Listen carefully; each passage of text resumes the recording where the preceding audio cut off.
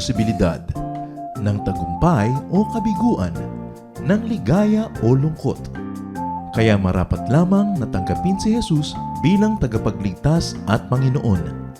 At matapos yun ay panariwain ang katapatan at paglapit sa Kanya bawat araw o day by day. Ang day by day ay naglalayong umalalay sa pang-araw-araw na pamumuhay. Narito po si Kuya Ed Lapis sa mensaheng pinamagatang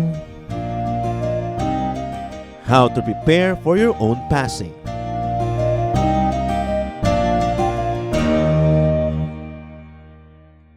James 4:14. Ni hindi nga ninyo alam kung ano ang mangyayari sa inyo sa araw ng bukas.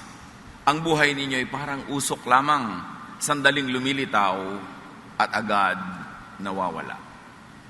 Ang buhay ay pahiram lang, sabi sa Biblia, kadalasan mga 70 taon, at kung ikaw ay malusog at sobrang pinagpapala, baka 80. Yung iba, sumasobra ng konti.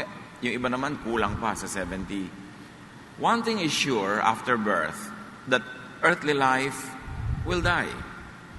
Hindi yun nakakatakot at hindi yun dapat na iwasan, kundi dapat pang paghandaan. How to prepare for your own passing. Paano nga ba natin ihanda ang sarili natin sa hindi naman naiiwasan at dapat pangang talagang tanggapin na katotohanan that the physical body will die, although the spirit will return to God.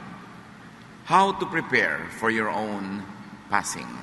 Salamat Panginoon dahil alam namin na kami isinilang na buhay at ang buhay na ito ay magtutuloy doon sa kabila.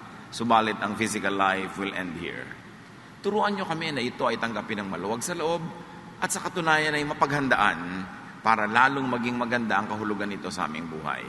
Lead us, teach us now, heal us, cleanse us. In the name of Jesus, your Son, our Lord and Savior, we pray with thanksgiving. How to prepare for your own passing. 1 Peter 1:24.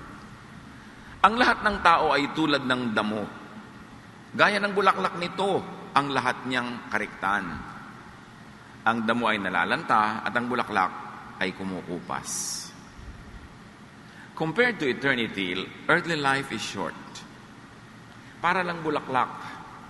Maganda ngayon, bukas, tuyo na. Psalm 90 verse 10, buhay namin umaabot ng 70 taong singkad. Minsan na may 80 kung kami malakas. Ngunit buong buhay namin ay puno ng dusa at hirap, pumapanaw pagkatapos dito sa sangmaliwanag. Isang katotohanan observed by people who live long enough to see such reality. Between birth and death, important things have to happen, have to be done on time. Sabi sa Ecclesiastes, everything should happen in its own season, in its own correct schedule. Kaya dapat walang nasasayang. And aside from religious and spiritual preparations, which is another topic, how should one prepare for his or her own passing and death? Hindi yung mga ka-espiritualan, kabanalan, dahil ibang buong topic yon. Paano na paghahandaan in practical terms? Live your life to the fullest. No matter what you do, you have only one earthly life. Huwag sayangin, ipamuhay ng ganap at buo. May color, may living sound, masigla, maganda. Ecclesiastes 11:8, however many years a man may live, let him enjoy them all. Or a woman for that matter. Yung mga pronouns na ginagamit madalas ay puro pang men, pero human dapat yon, yung buong sangkatauhan. Gaano man daw kahaba o kaiksi ang buhay ng tao, dapat yon lasapin niya ang ligaya, ang kahulugan, ang sarap ng buhay na yon. So enjoy childhood by being childlike. Huwag gawing mature agad ang mga children. Do not fast forward children to maturity. They will skip a very important aspect and period of their lives. Enjoy youth by being youthful, and then enjoy adulthood and enjoy old age. Every stage of life. Hindi dapat asahan ng mga bata, isip matanda agad, kilos matanda. Bata nga sila eh. Huwag silang madaliin. They have all the time in the world to be old and remain old. Kaya, huwag natin silang agawan. Do not deprive and steal and rob children of their childhood. Minsan, sobrang expectation natin, hindi na tuloy sila nag-enjoy. Enjoy good times and seek enjoyment, how hard it may be, even in bad times. Kahit kung minsan parang bad times, pag ipinagpilitan mong humanap pa rin ng papanong makakatas mong ligaya at ganda at sarap doon, meron ka pa rin makikita. Enjoy seasons. All seasons. Kung nag-enjoy ka lang pag tag-araw, paano pag tag-ulan? Ang haba nun. Pagka tag-ulan ka lang nag-enjoy, paano pag tag-araw? Dapat di ka namimili. Kumahanap ka ng enjoyment anuman ng panahon. And very importantly, let and help others do the same. Hindi lang ikaw ang dapat mag-enjoy ng lahat ng ito. Lahat din ng taong nasa iyong paligid. Learn and master appreciation of whatever and contentment with whatever. Para ka masaya. Huwag laging hanapin ang wala. Yung nandun, yun ang enjoyin. Ecclesiastes 3:12, alam kong walang pinakamabuti sa tao kundi magpakaligaya at gawin ang pinakamabuti habang siya'y nabubuhay. So balanse, magpakaligaya ka pero gawin ang mabuti. Hindi nagpapakaligaya ka sa masama o sa nakakasama sa iyo o nakakasama sa kapwa. May balance. Pero within the confines of what is right and what is correct and what is good, maximize your enjoyment. Know and accomplish your mission. Lahat ng tao may mission sa buhay, may papel sa buhay, may halaga. At paano nalalaman kung anong mission? Tingnan mo yung sarili. Malalaman naman kung ano ang iyong mga strengths, ano ang iyong talent, what you really naturally enjoy doing, and what you are inclined to succeed in whatever you do. Then malalaman mo, yun ang papel ko sa buhay, yun ang mission ko. Malungkot yung mga tao who are trying to be somebody else. Uy, gagayahin ko yung pinsan ko kasi dentista siya, yumaman. Yun ang mission niya sa buhay, yun ang talent niya, yun ang kanyang ibig. Pero ikaw mayroong sarili. Hindi dapat sa pangungopya naghahanap ng kaligayahan, kundi sa pagiging totoong ikaw, dahil ikaw, dinesign ka to be strong at something, to be excellent at something. Ephesians 2:10, kung ano tayo ngayon ay gawa ng Diyos, at sa pakikipag-isa natin kay Kristo, ay nilikha niya tayo para sa mabubuting gawa na inihanda niya nung una pa man upang gawin natin. So ang Diyos na lumikha sa iyo, walang error, walang mali.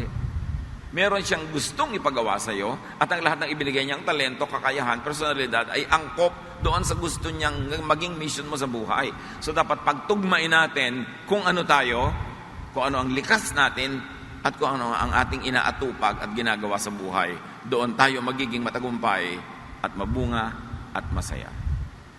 Know yourself, your gifts, your strengths, and operate according to your natural empowerment. Do not be a copycat of someone else. No. Find your missions in life and enjoy accomplishing them. Paano po pag hindi ako nag-enjoy sa ginagawa ko? Hindi siguro yun ang mission ang binigay sa'yo ng Diyos.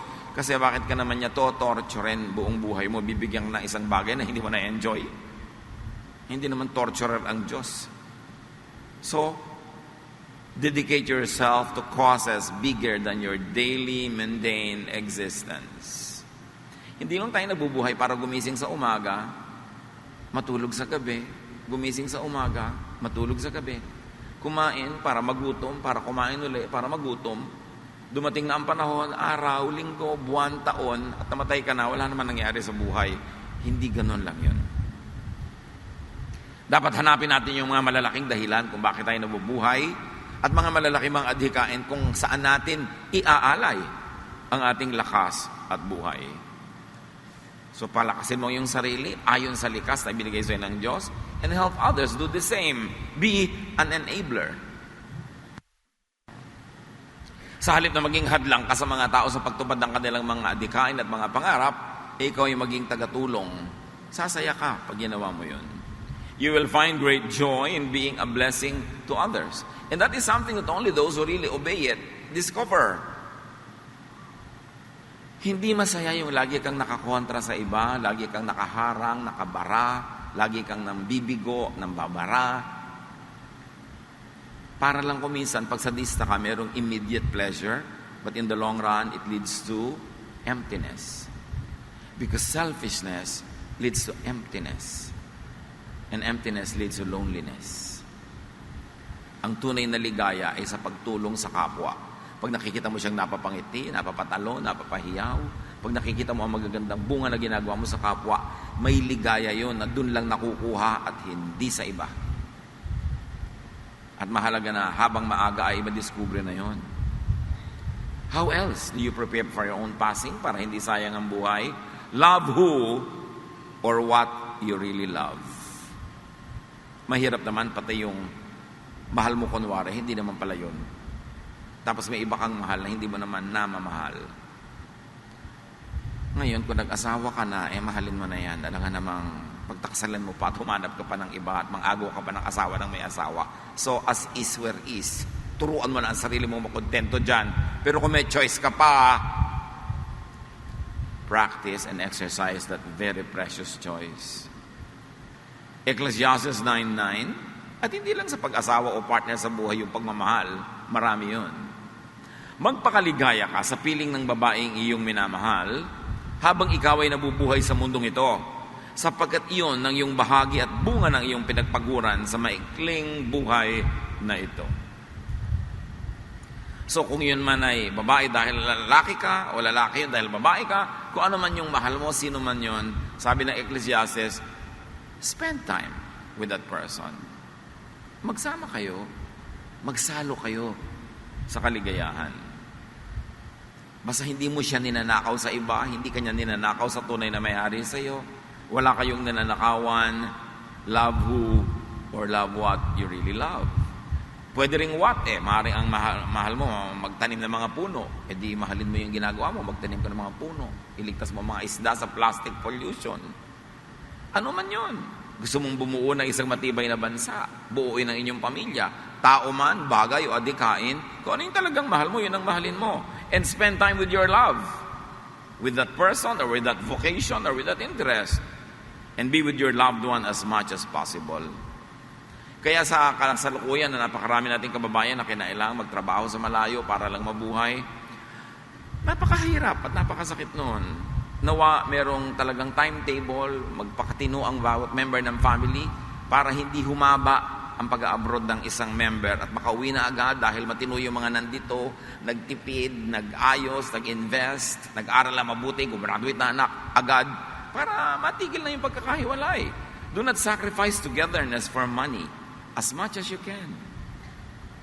Sayang ang panahon. Sayang ang lumilipas sa panahon na hindi mo kasama ang iyong mahal. And if you must, because you need to survive, minimize the sacrifice. Paiksiin. Matutong magpakatino sa buhay para hindi kailangang sobrang matagal magkalayo. 1 John 4:18. Walang kasamang takot ang pag-ibig at pinapawi ng ganap na pag-ibig ang anumang takot. Hindi paganap ang pag-ibig ng sinumang natatakot, sapagkat ang takot ay kaugnay ng parusa. So kung talaga nagmamahal ka, sagad yung pagmamahal mo, nothing should scare you to get in the way. God is love. God loves and God understands those who love. Kaya dapat ay ipaglaban yung pag-ibig. Iniaagaw yan ng panahon, ng oras. Hindi laging pinaghihintay. Kasi baka yung mahal mo na gusto mong mahalin bukas, gumraduate at madedo na today, paano yun? O ikaw, mawala ka na dito sa mundong ibabaw, hindi na natuloy. So love generously, frivolously even, love extravagantly. Huwag tipirin ng love. Mahal mo pala, di itodo mo. Mahalin mo ng todo-todo. Tulad ng sa pananaw ng marami, offerings of incense, candle, or flowers at the altar of your God are not extravagant nor wasteful. Paano mo sasabihin, nagsasayang ka ng pera sa pag-offer ng bulaklak sa iyong pag-worship. Nag-worship ka eh. Bakit mo malibigyan nyo ng monetary equivalent? Ganon din yung pag-ibig. Hindi sayang yung pag-ibig kung gusto mong maging talagang fabuloso ang pagmamahal mo sa iyong kapwa. Walang sayang pag ginagawa mo in love. And that is the same with loving anyone or anything. Mahal mo halimbawa ang kalikasan, walang sayang kung gusto mong mag-spend ng time, talent, and treasure to preserve, to enhance the environment. And whenever you love, especially people, do not imprison your love. Set your love free. Yun ang tunay at nakakapagpalayang pagmamahal. Yung hindi mo siya inaangkin, hindi mo siya kinukulong, itinatali, pinalalaya mo. That is the supreme act of love.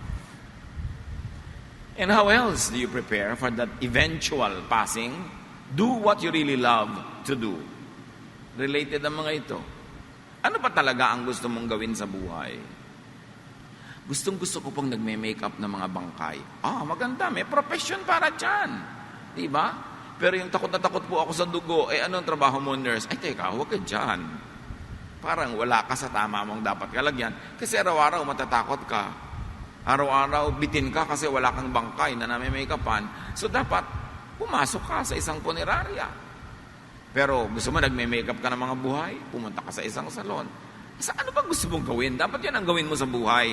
Hindi lang yung saan pa malaki kita. Ang ganda nga kung yung gusto mong gawin, doon ka pakikita ng malaki. And usually, pag talagang yun ang tunay mong talent, yun ang tunay mong galing, pag yun ang ginawa mo, doon ka nga actually aasenso eh. Kasi yun ang tunay mong calling. Pero sabi sa Ecclesiastes 9:10, ano man ang ginagawa mo, ipagbuhusan mo ng iyong buong makakaya. Bakit daw? Sapagkat sa daigdig ng mga patay, nakasasadlakan mo, ay wala kang gagawin, ni pag-iisipan man, ni pagbubuhusan ng kaalaman o karunungan. Sabi kaya kung anong gusto mong gawin, itodo mo na. Kasi pag namatay ka, hindi mo na yan gagawin. Iba na. May iba ka naman gagawin, definitely, pero iba na. Dito ka lang may chance. So gawin mo. Kung ikaw ay halimbawa ay nakulong sa isang trabaho, isang profesyon na hindi mo talaga gusto, kumawala ka. May hirap sa sandali, may transition. Sometimes there's an economic cost, especially in the transition period. Pero kaysa naman buong buhay nakatali ka sa ayaw mo. Kailangan magpalit ka. Not too late. Hindi ka pala masaya. Hanapin mo kung ano nagpapaligaya sa iyo. Create and recreate what you love. Do not waste your life on a job that you do not love. Do what you love. And at this point, let's say you cannot really have the choice, then love what you do. Dalawa lang naman yun eh. Kahit sa pag-aasawa, find who you love. Pero hindi, nagkaasawa ka na, parang hindi pala yun. Di, love who you find. May mga bagay na tinatanggap na lang para kasumaya. Pero konti lang yun. Marami, napipili mo pa rin. And very especially to be happy and to be ready for physical death, to depart from this system, be who you really are. Hindi naman masusulit ang buhay kung hindi ikaw talaga yung ikaw eh. Psalm 139:14, I praise you because I am fearfully and wonderfully made. Your works are wonderful, including me of course. I know that full well. Yan ang sinasabi ng psalmist. In other words, be who you really are. As early as possible, know yourself. Be yourself. And make yourself known for who you really are. Get accepted and loved for who you really are. It's pointless to be accepted and loved for who you are not. It's falsehood. Mabuti na yung totoo na konti lang ang nagmamahal sa iyo pero ang dami, pero ang minamahal pala na isang maskara, isang hindi totoo. It's too short a life to be fake. So maging totoo. Kahit ano ka pa man, meron pa rin makakapagmahal sa iyo, may katapat ka pa rin. Sabi nga nila, imbornal man ay may katapat ding langit. Lahat may katapat. So, ikaw na yung ikaw. Para mas madali. Then live your real but could still be unlived life. Because if you are not truly yourself, then your life is a fake. Your real life is still unlived. And then you will die without having it gotten lived by you. Eh di sayang. Ecclesiastes 9, 5-6.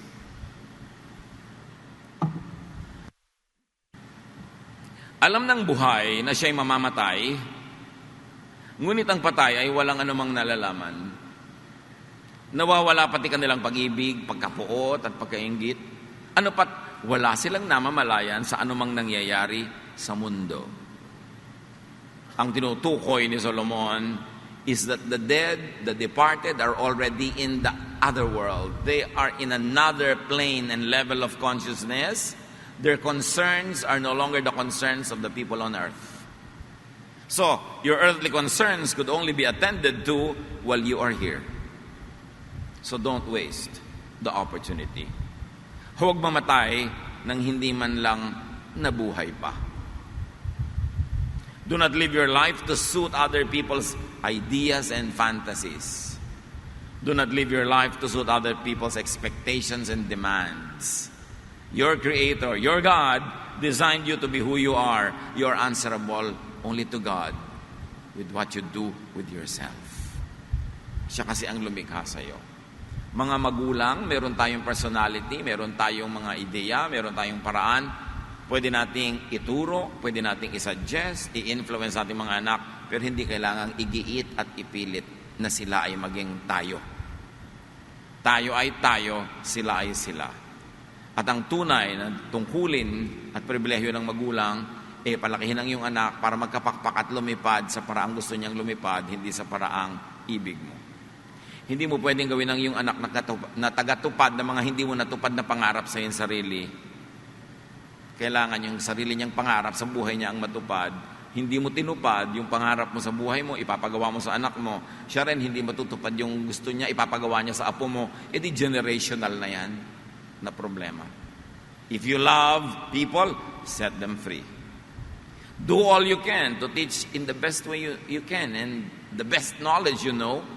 But at the end of the day, you allow them to live their lives. Ganyan din na mag-asawa. Nag-asawa kayo para maging magka-partner, better half nga, di ba, kabiyak. Hindi para mo siya dominahin, burahin, at ikaw na lang ang maging tao, anino mo na lamang ang makita at siya'y mawala sa balat ng lupa. Kailangan ng asawa, binibigyan mo yung asawa mo ng freedom na maging siya. Kahit sa mga bagay na hindi kayo magkatugma. Hindi mo kailangan lagi siyang pasunurin at nabura na ang kanyang pagkatao. Siya ay nilikha din ng Diyos. At kailangan maganap sa maiksing buhay niya ang mga talagang gusto niyang maganap. At lagi natin sinasabi, how do you maximize life and prepare for death? Minimize pain.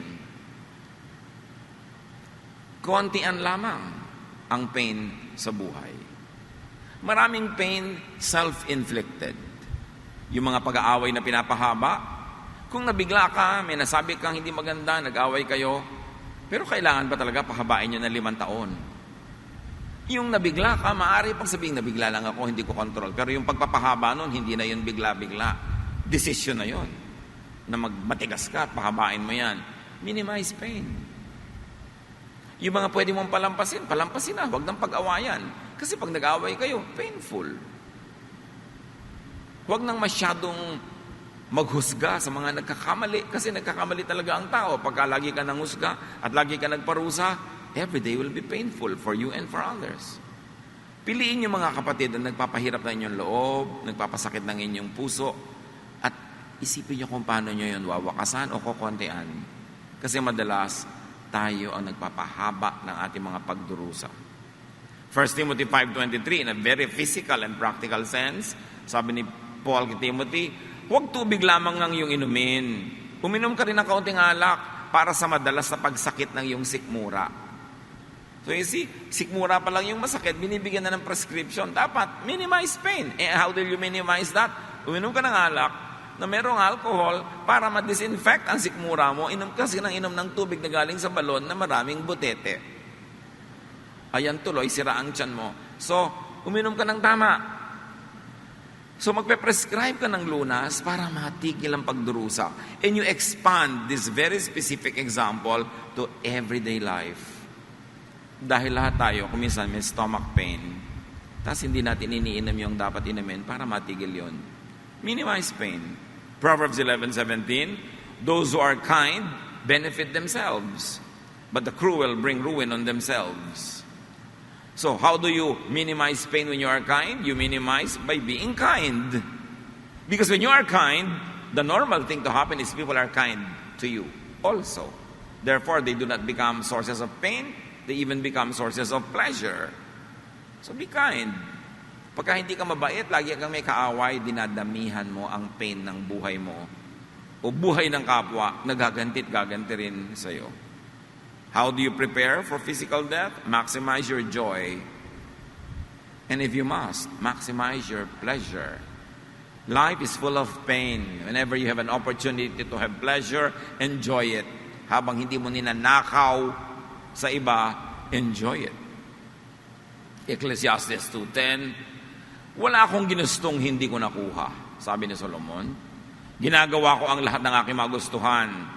Nalulugod ako sa aking mga ginagawa at yun ang pinakagantimpala ng aking mga pinagpaguran.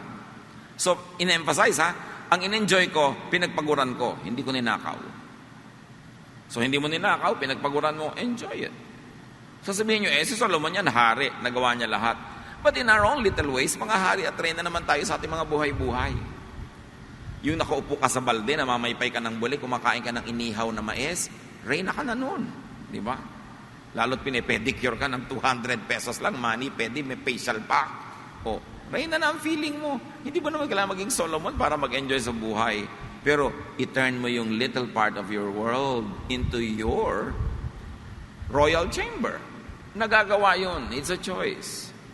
Magsikap kang maging malakas, maghanap buhay na mabuti, para magawa mo yung gusto mo. Dahil siyempre, lahat ng kilos may gastos. Kaya kailangan, kasama na gusto mo mag-enjoy sa buhay, maging productive ka. Earn what you like to spend. Don't steal it. Don't beg for it. Earn it. Ecclesiastes 8:15, kaya para sa akin, sabi ni Solomon, ang tao ay dapat magpakasaya sa buhay. Walang pinakamabuti kundi kumain, uminom at magsaya. Ito ay magagawa niya habang siya nabubuhay at nagpapakapagod sa mundong ito. Laging kasama yung pagpapagod. You deserve it. Earn it. Pero sabi niya, alam nyo, ang daming lungkot. Masaya ka ngayon, pero next week may mamamatay kang mahal sa buhay. So ngayong masaya ka, samantalahin mo.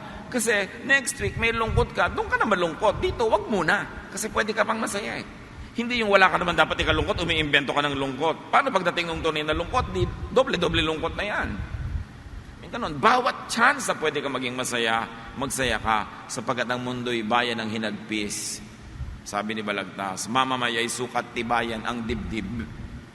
At isang pagpapatibay ng dibdib yung maximize your enjoyment. Parang bangko, marami ka nakadeposit na happiness o may loneliness, magwi-withdraw ka. May natira pa.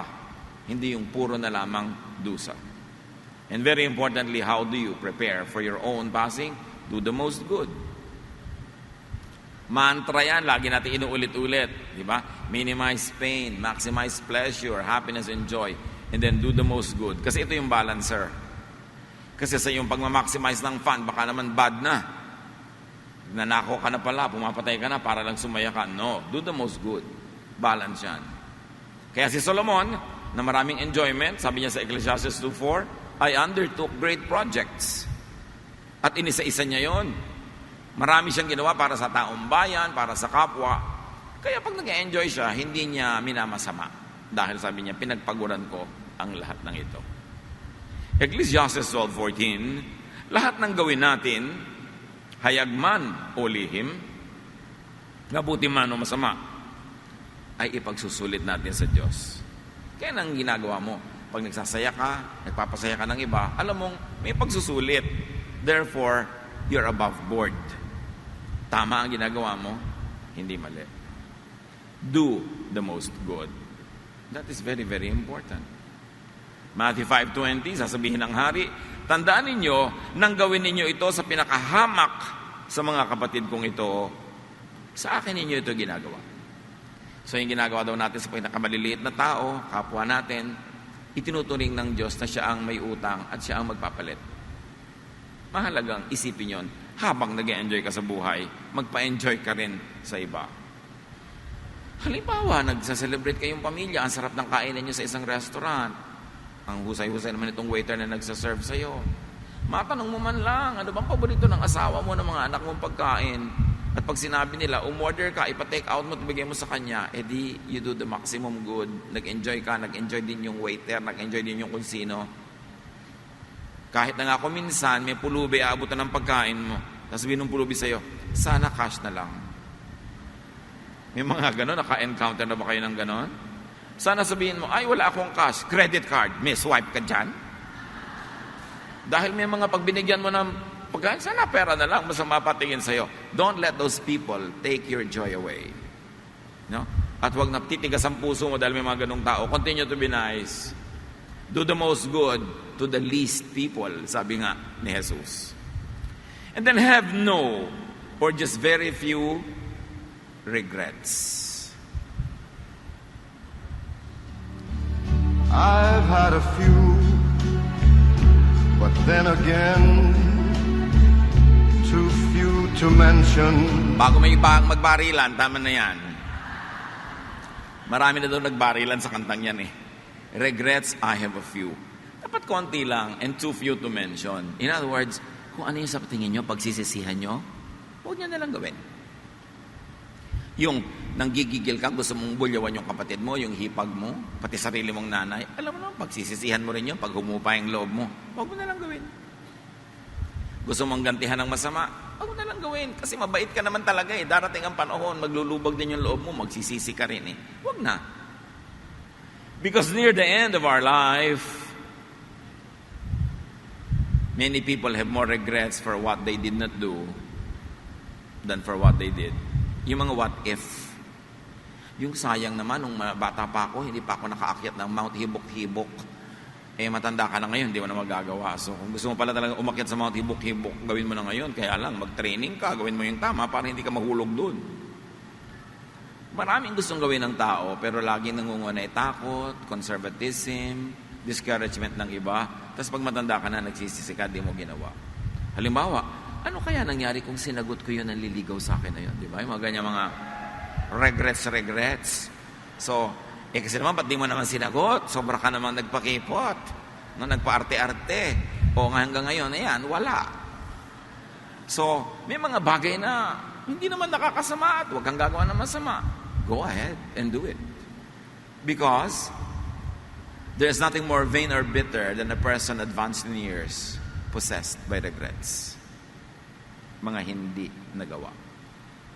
How do you prepare for your passing? Give, pay all the time. Don't owe anybody anything. Pay. Overpay if you must. That is even nicer. And forgive. Keep forgiving. And love. Yung mga bagay na yan, hindi nyo yan pagsisisihan kahit kailan. Pero yung kabaligtaran yan, yung nagnakaw ka, hindi ka nagbigay, hindi ka nagbayad, hindi ka nagpatawad, hindi ka nagmahal. Yun ang mga pinagsisisihan ng mga naghihingalo. Yung mga nalalagot na hininga, humihingi pa ng tawad. Pero nakakapagod naman yun, nalalagot na hininga mo, humihingi ka pa ng tawad. Tapos hindi ka pa pinatawad, ano? So, gawin na. As much as possible, have pleasant, loving partings. Last month, nagbakasyon ka sa probinsya nyo, may nakaaway ka pa at yun ang pinaghiwalayan nyo. Buti pa, hindi ka nalang nagbakasyon doon. Kasi nung hindi ka nagbabakasyon, hindi kayo magkaaway. Ito kasi yan mga kapatid, simple. Yung kaaway mo kanina, last week, last year, hindi mo alam kung madededo na siya mamaya. Tapos magsisisi ka. O hindi mo alam kung ikaw bigla yung madedeadball ngayon. Kaya naghihingalo ka na, ikaw din yung humihingi ng tawad. Tinetext mo pa, ang hirap mag-text pagka naghihingalo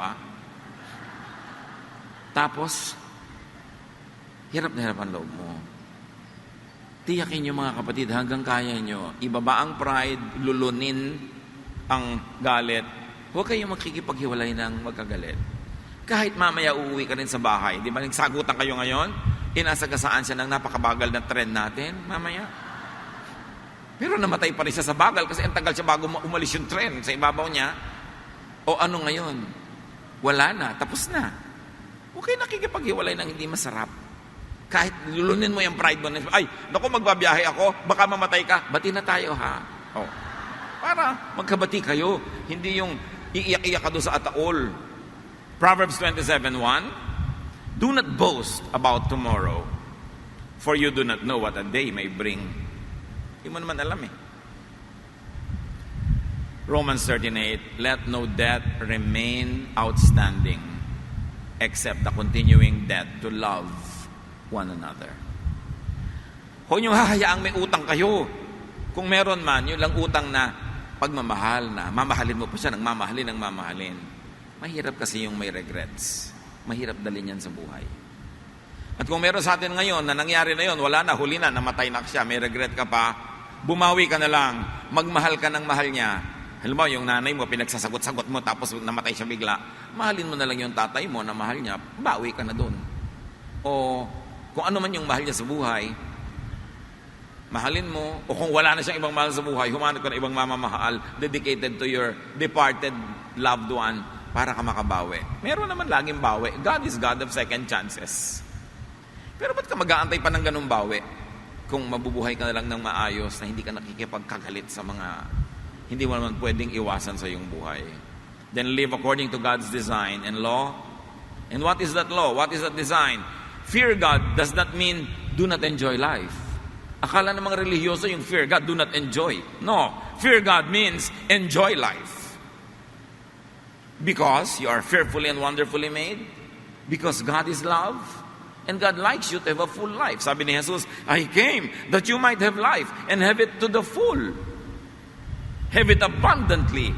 That is God's love, to love you and to love you graciously, fabulously, excessively. Ganun ang Diyos. Huwag niyong i-equate ang godliness with non-enjoyment. Baligtad.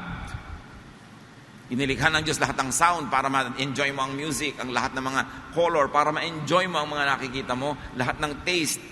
God gave us the senses. What do you think? Because of that, you will enjoy sensual life.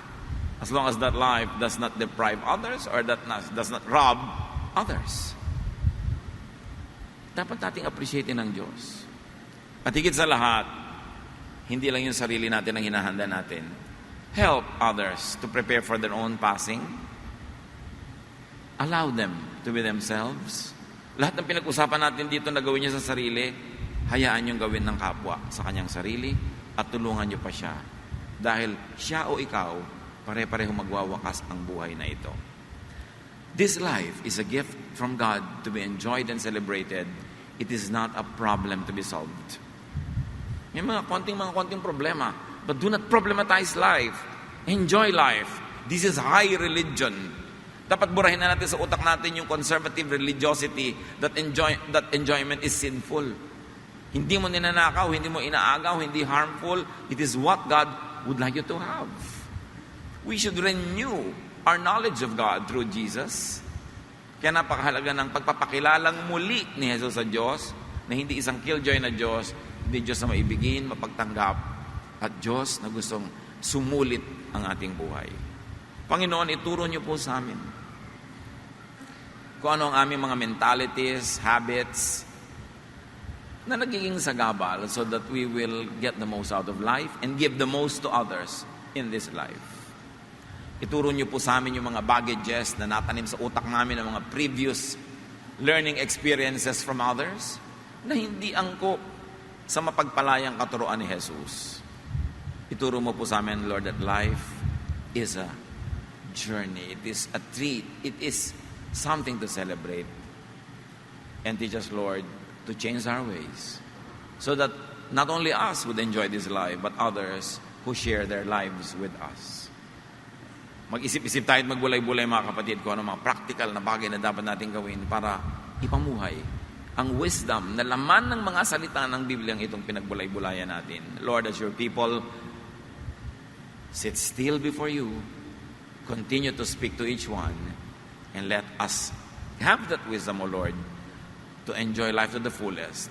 And if we would die physically, die without regrets. Be with the Lord in silent reflection.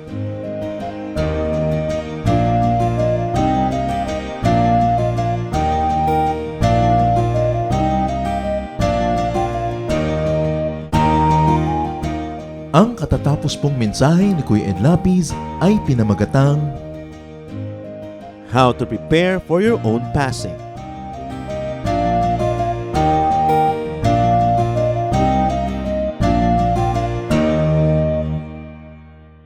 Sa inyo po, Panginoon, lapat itong aking loob na sumilong at pasakop, makisuno at sumukob.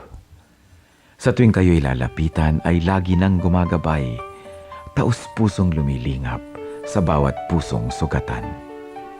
Kabutihan niyong matapat, bukas palad kong magbigay, kahit ang tulad kong abay, walang patagong anuman.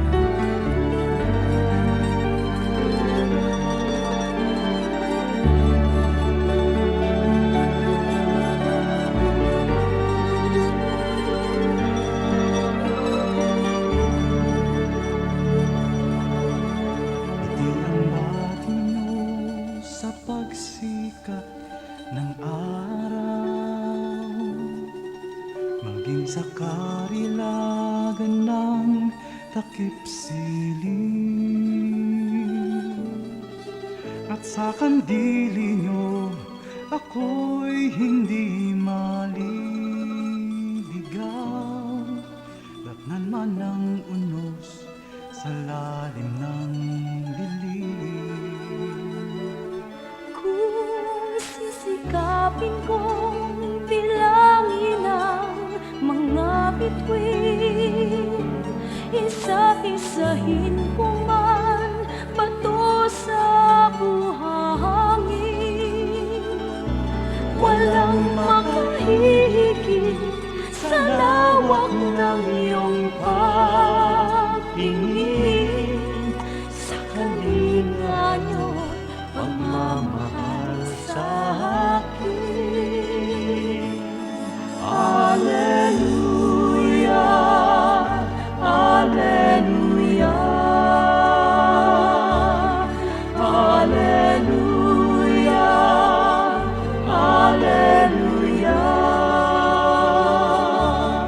Alleluia, Alleluia,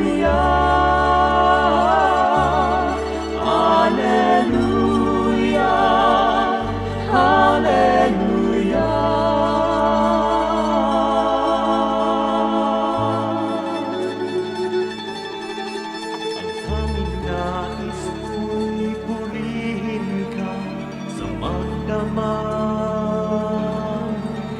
Makasama ka maging sa aking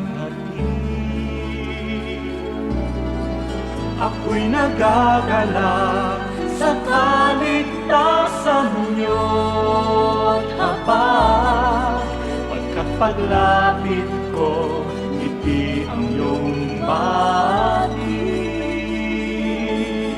Alleluia, Alleluia,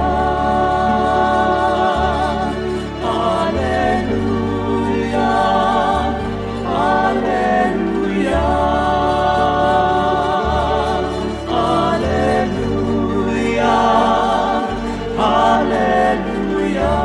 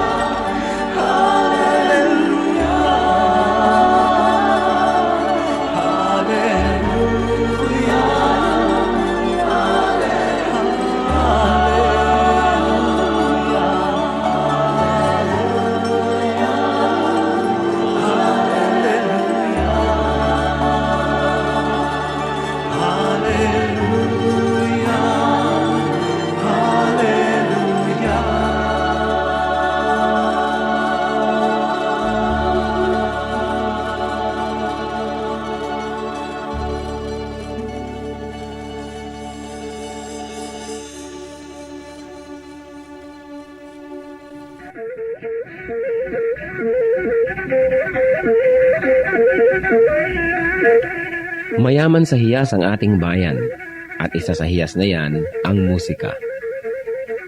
Napakaraming nalilikhang tunog ng mga Pilipino mula sa iba't ibang instrumento. Narito ang palendag, instrumentong pangmusika ng mga Maguindanao sa Cotabato.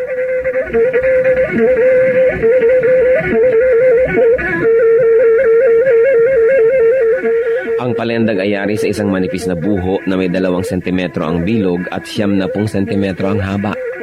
May 4 na butas ang palendag, isa sa ilalim para sa hinlalaki ng tumutugtog at 3 naman sa ibabaw para sa iba pa niyang mga daliri.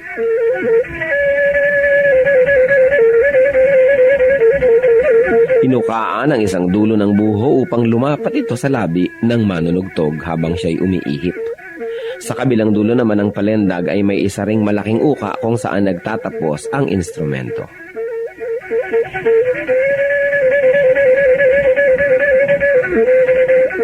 Ang pagtugtog ng palendag ay pawang improbisasyon ng manunugtog. Wala siyang sinusunod na sukat o ritmo at ang pagtugtog ay pagpapahayag niya ng kanyang nadarama, lalong-lalo kung siya'y nagliligaw o nagpapahinga.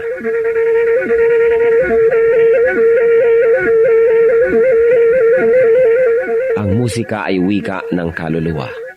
Ang ating musika ay marapat lamang na pag-aralan, kilalanin, at tugtugin sa karangalan ng Panginoong Hesus. Ang palendag ng Maguindanao sa Cotabato.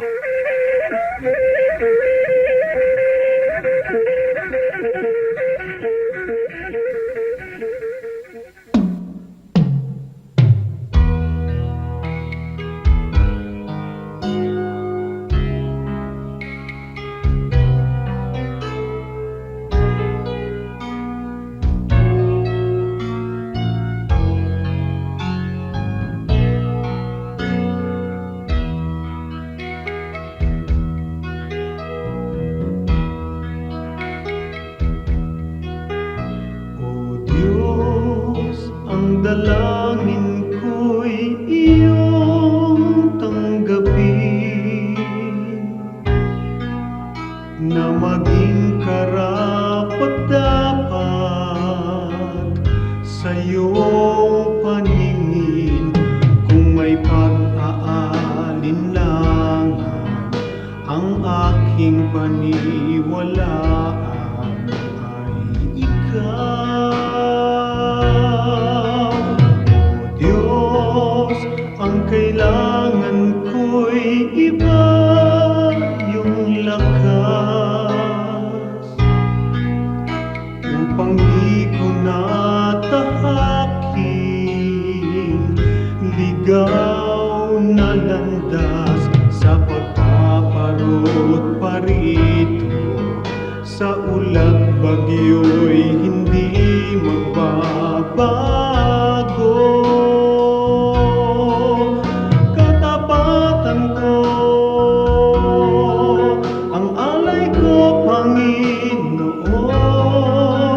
Katapatan ko sa'yo'y panghabang panahon. Kahit minsan na tiwala ko'y di kukupas, katapatan ko panatiliin mong wagas.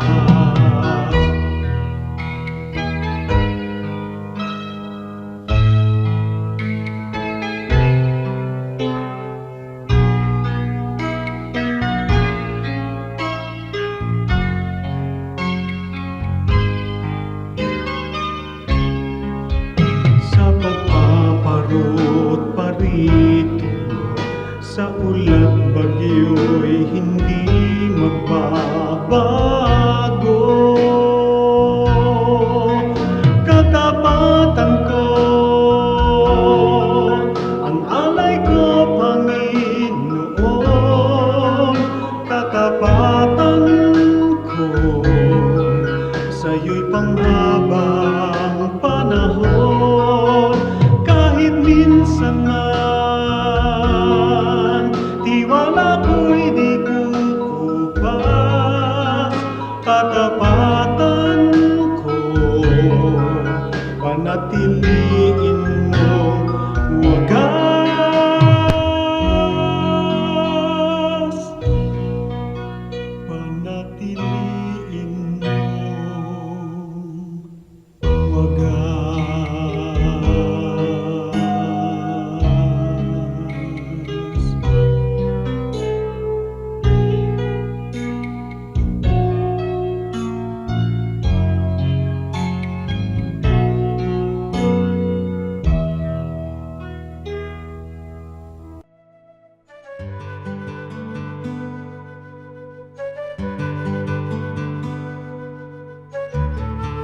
Bakit matipid ang mga Ilocano?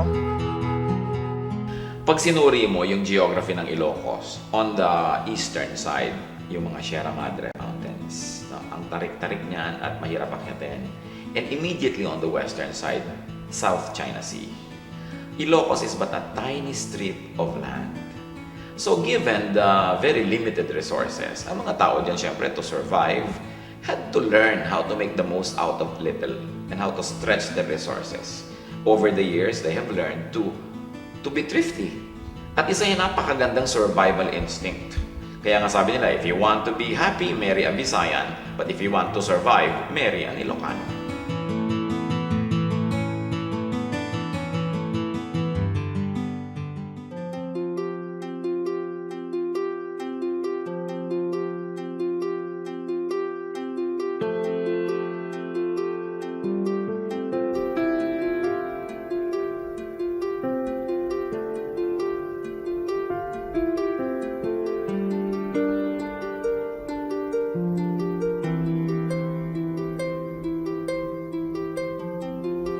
Panginoon, ang sabi niyo sa akin, lumapit lang sa inyo.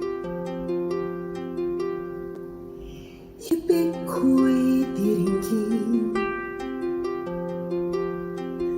pasanin ay aalisin.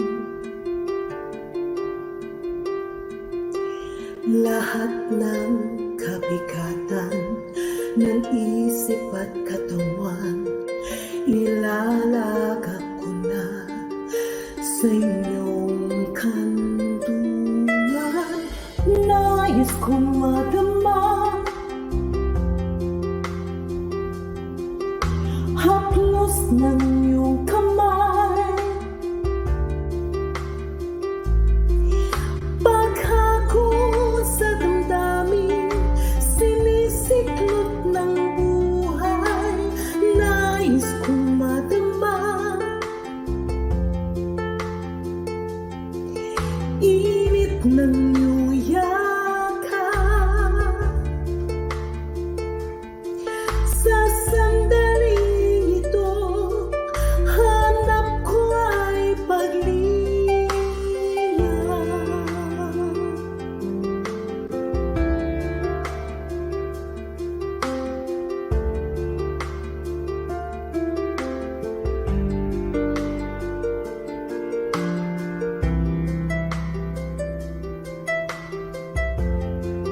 Panginoon, tinatanggap ko po ang inyong paanyaya. Dito sa piling mo, nais kong magpahinga.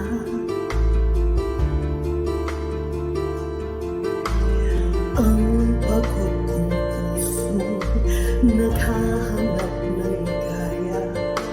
Lapatan ng lunas, bigyan ng pag-asa. Nais kong madama haplos ng iyong kamay, paghakot sa damdamin, sinisiklot ng buhay. Nais kong madama init ng iyong yakap. Sa sandaling ito,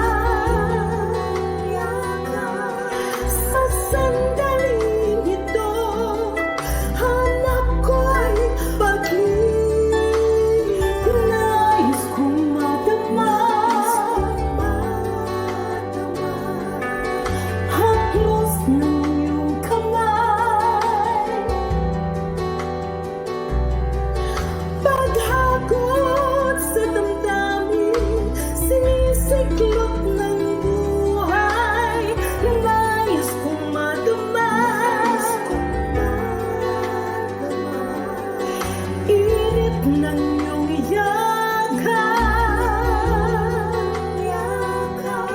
Sa sandaling ito, hanap ko ay paglinga.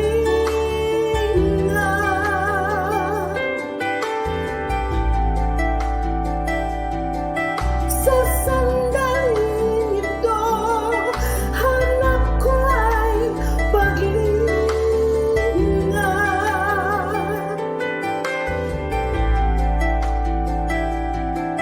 Sa sandaling ito, hanap ko ay